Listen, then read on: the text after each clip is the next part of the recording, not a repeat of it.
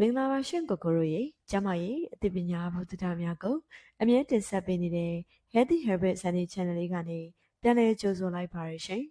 အတူလေးချင်းကြတဲ့အခါကိုကိုတို့ကတစ်ချိန်ခီးဆုံးရောက်သွားရင်ခဏနာဖို့လိုအပ်ပေမဲ့ဆန်နီတို့မိန်းကလေးတွေကတော့တစ်ချိန်ထက်မက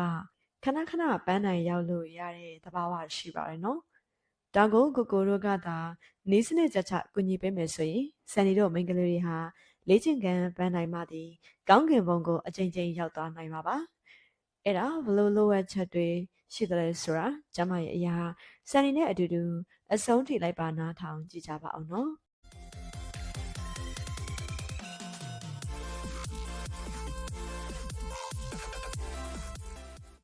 အမျိုးသားအများစုက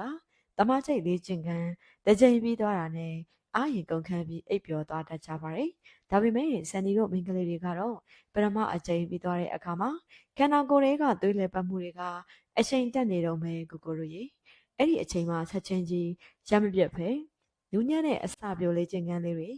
ကနန်းတွင်းဆေးပေးမှုလေးတွေကိုဆက်လုပ်ပေးမယ်ဆိုရင်ဒုတိယအချိန်တမချိတ်လေးကျင်ခံကြီးပြန်စားဖို့လမ်းစာပဲပေါ့ရှင်။ဒါကတော့အဓိကလိုအပ်ချက်ပါပဲ။ဆန်နီတို့မိန်းကလေးတွေတစ်ချိန်ထက်မကခရီးဆုံးရောက်ပြီးပြင်းမြောက်စေပြီဆိုရင်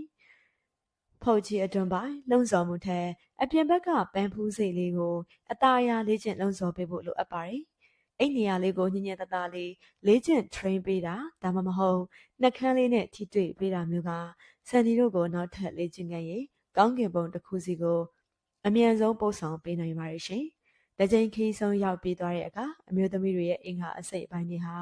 အရန်ကိုထိခိုက်လွယ်ဖြစ်နေတတ်ပါတယ်။ဒါကြောင့်အတင်းအကျပ်တရက်ဆက်လေ့ကျင့် train ပေးတာမျိုးထက်ဖြည်းဖြည်းချင်းစီးကြကြသွားပေးဖို့လိုပါတယ်ကိုကိုတို့ရေကိုကိုတို့ဘက်ကစိတ်ရှိရှိနဲ့အချိန်ကိုထိန်းညှိပေးမယ်ဆိုရင်ဆန်နီတို့ဟာ